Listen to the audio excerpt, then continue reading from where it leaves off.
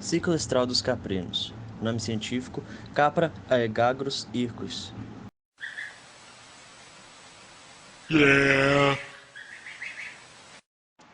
O aparelho reprodutivo feminino é constituído por ovário, tubas uterinas, útero, cérvix, vagina e vulva. Os ovários têm a forma arredondada e são do tamanho de uma avelã, apresentando em sua superfície estruturas denominadas folículos, que ao amadurecerem liberam um óvulo. Os ovários também produzem hormônios responsáveis pelo estro, manutenção da gestação e do parto.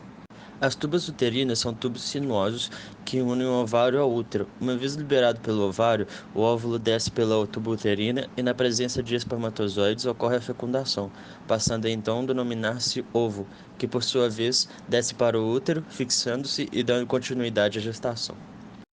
O útero é o órgão em que ocorre o desenvolvimento da gestação. Consiste em um corpo verdadeiro e dois cornos, os quais se conectam às tubas. O útero separa-se da vagina pela cérvix, o colo uterino, que tem como função proteger a gestação do ambiente da vagina e do meio exterior. A cérvix é um conduto quase sempre fechado, com dobras denominadas anéis, em números de 4 a 6.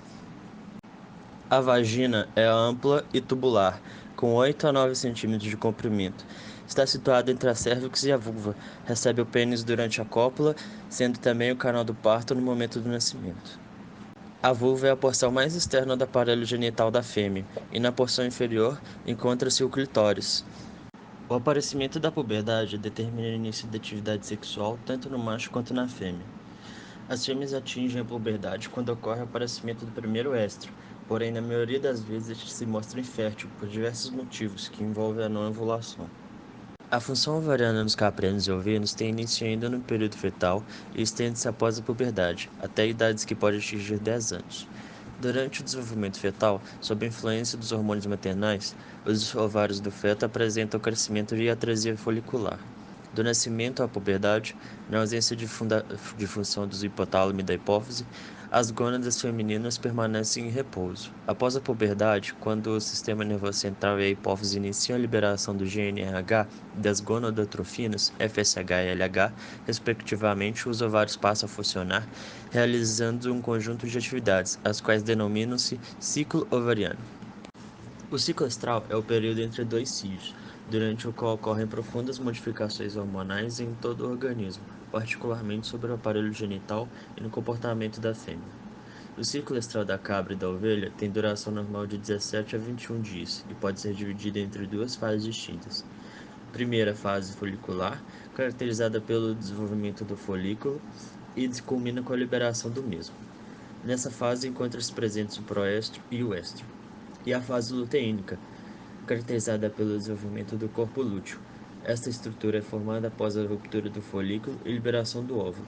É produzida a progesterona, que é o hormônio responsável pela manutenção da gestação, e nessa fase encontra-se incluído o metaestro e o diestro.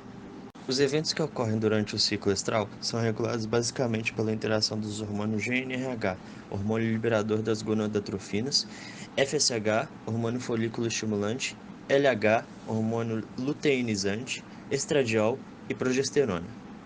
O ciclo estral é subdividido em 4 fases, que podem ser caracterizadas por comportamentos em que a fêmea consegue exteriorizar. Proestro, caracterizado pela vulva e vagina congestionadas, começando a produzir muco. É o período em que a fêmea mostra-se agitada, mas ainda não aceita a monta. Antecede ao cio e tem duração média de 24 horas.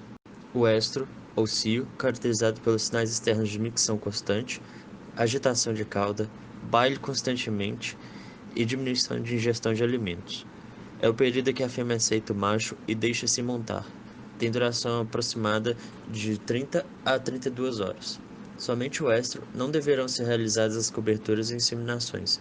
Na prática, quando a fêmea for encontrada em cio pela manhã, ela deverá ser coberta no final da tarde do mesmo dia e na manhã do dia seguinte. Quando for encontrada no cio na parte da tarde, deverá ser coberta no dia seguinte pela manhã e à tarde. O metaestro tem início no momento em que a fêmea passa a recusar a monta. Nessa fase ocorre a ovulação, de 12 a 36 horas após o início do cio. Essa fase culmina com a formação de um ou dois corpos lúteos. E por último, o diestro. Nessa fase, a fêmea recusa a monta e corresponde ao período em que os corpos lúteos permanecem funcionais, sendo a fase mais longa do ciclo estral, de 17 a 18 dias. Se não houver fecundação, após esse período os corpos lúteos normalmente regridem. Os ovários sofrem novo estímulo e se reinicia o ciclo com o proestro. Os caprinos e ovinos com sanguinidade muito próxima aos animais provindos de países do hemisfério norte, como Estados Unidos e outros países da Europa, geralmente apresentam estacionalidade reprodutiva, com ciclos denominados poliéstricos estacionais, que são vários ésteres concentrados em um determinado período do ano. Estas características adaptativas foram herdadas de raças onde o clima é temperado e o fotoperíodo, que é a duração da luminosidade por dia, é bem caracterizado durante o ano. Além disso, ainda existe a adaptação destes animais a condições climáticas e a oferta de alimento durante o ano no hemisfério norte. No Brasil, devido à sua extensa área territorial, em algumas regiões como o sul e o norte, os animais apresentam influência ao fotoperíodo. Mas, de alguma maneira geral, os animais adaptados às condições brasileiras com o passar do tempo perdem essas características e geralmente apresentam cio o ano todo, apenas limitado quando há carências nutricionais e sanitárias. O princípio fisiológico desta estacionalidade está ligado diretamente à luminosidade, no qual o aparecimento do cio é induzido à medida que os dias têm menor duração. Nesta figura, vemos que a maior parte do acasalamento ocorre nos períodos onde a luminosidade tende a declinar, ou seja, no período de abril a julho, culminando no início do outono e no final do inverno. Consequentemente, os nascimentos irão coincidir no final da primavera e o início do verão, que é setembro a dezembro. Após os nascimentos, a fêmea entra em estado anovulatório, ou seja, a atividade ovariana encontra-se em repouso e vai do início do verão até o início do outono, de dezembro a março. Esta fase termina com o decréscimo da luminosidade, onde a fêmea inicia o processo ovulatório novamente. A manipulação do ciclo astral é realizada quando se justifica pelo programa reprodutivo empregado na propriedade e quando se tem uma infraestrutura mínima e necessária para estabelecer este procedimento.